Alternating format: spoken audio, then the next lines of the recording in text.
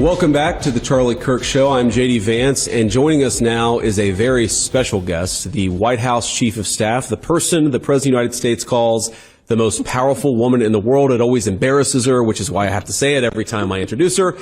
Susie Wiles, who is such a vital role of what we do in the White House every single day, such a vital role of the success of the 2024 campaign. Susie, I just want to say thanks so much for joining us here to honor Charlie here.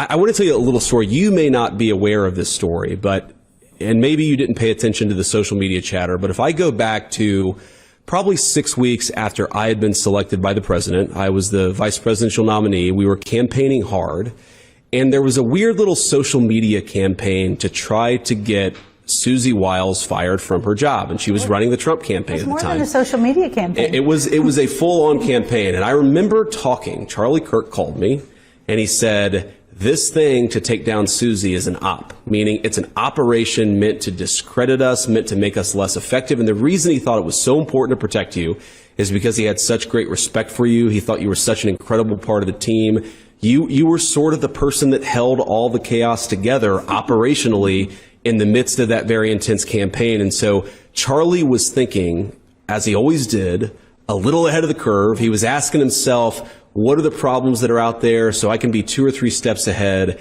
And he was fighting for you, maybe even before you realized that there was this thing against you. And it was never a situation where anybody ever doubted Susie Wiles, but I wonder sometimes if the reason why you had such good and strong support from the very beginning is because you had such a powerful voice in the Republican Party standing with you every step of the way. So I just wanted to tell you that because it's one of the reasons why I admire and respect you. I know Charlie loved, admired, and respected you, but I've told my Charlie story. Maybe talk in those days of the campaign what an important part Charlie was of our efforts and our ultimately successful efforts to install the boss in the Oval Office.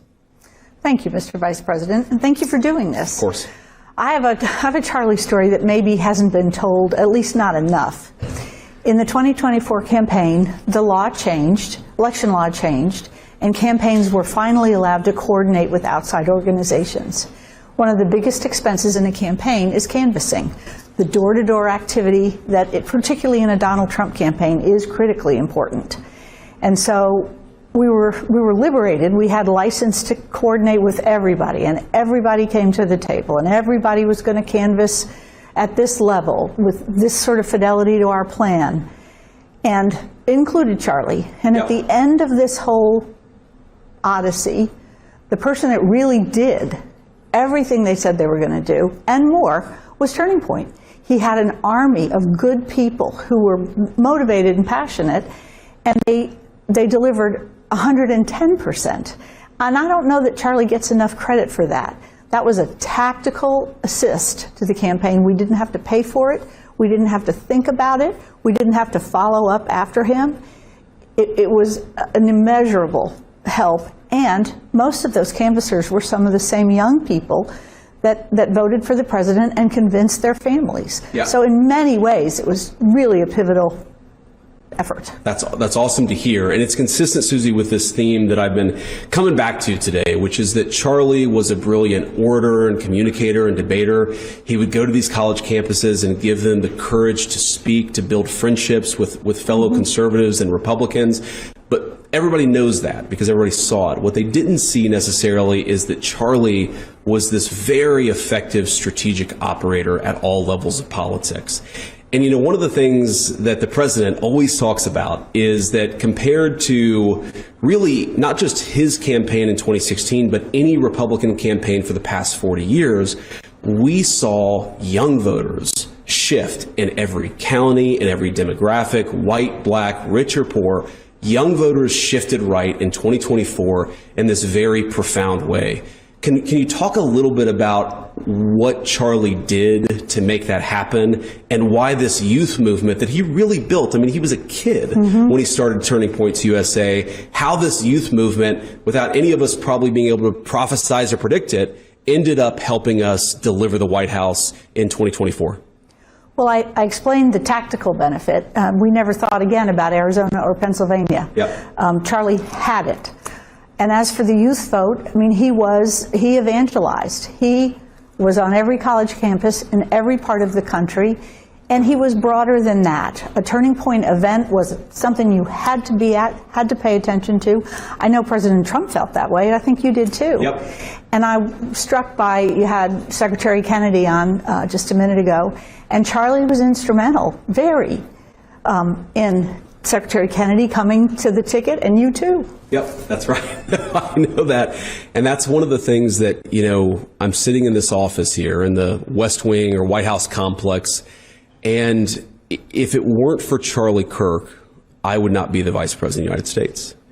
And I think about that a lot. I thought about that a lot over the last few days. I mean, other than the president himself, Charlie was maybe the most important person in both getting us across the finish line, but actually getting me the nomination to begin with. It was his grassroots army.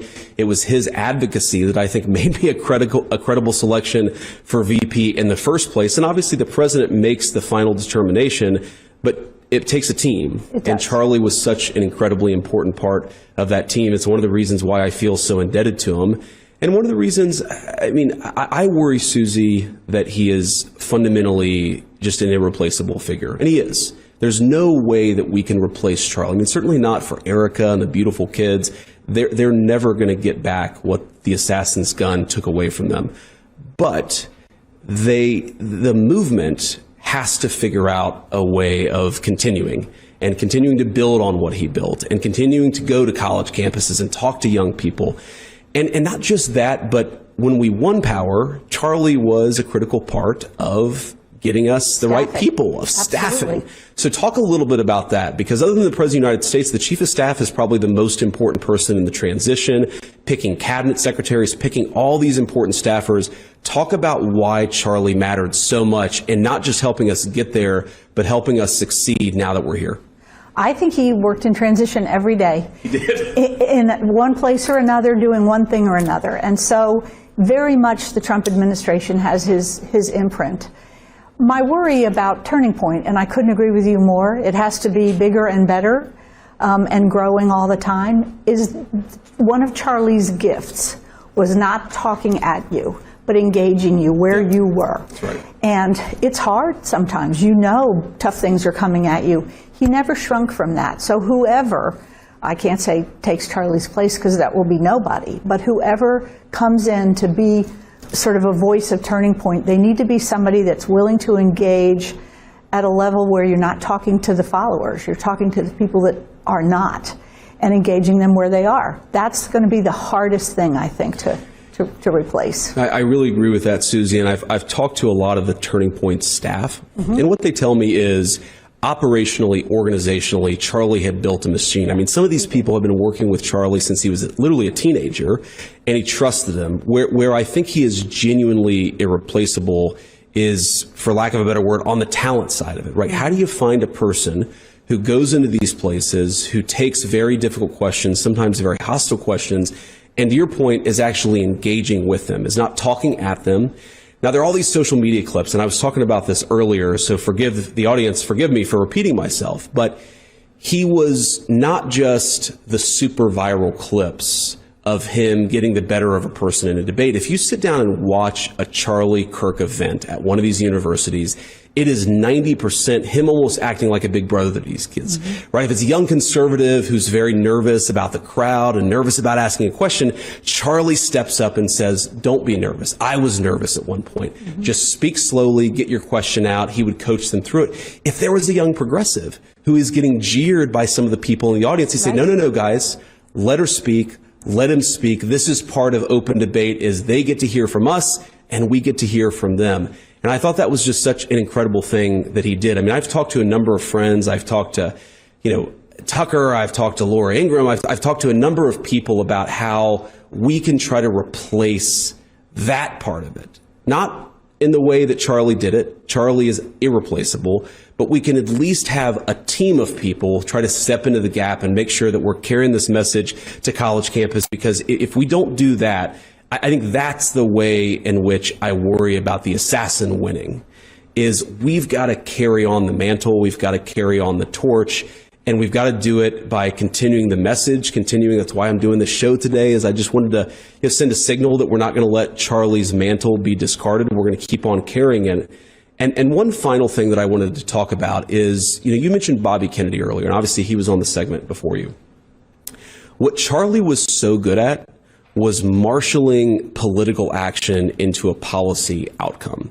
Or a person outcome. And this is where I want to talk about Bobby. And so many of the really good nominees that we had, they weren't easy to get across the finish line. And that's no insult to our great nominees. Great people are actually always going to be a little bit harder. If it's a person who doesn't make any controversy, who doesn't say anything especially controversial, that person's going to be easy. But the president didn't want that.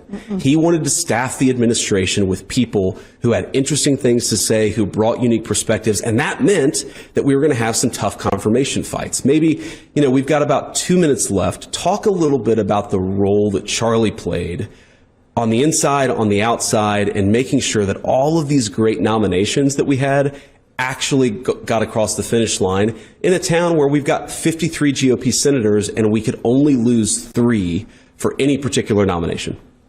Well, I would say you and Charlie were a good tag team. We were. Let's take Bobby or Pete, for example. Yep.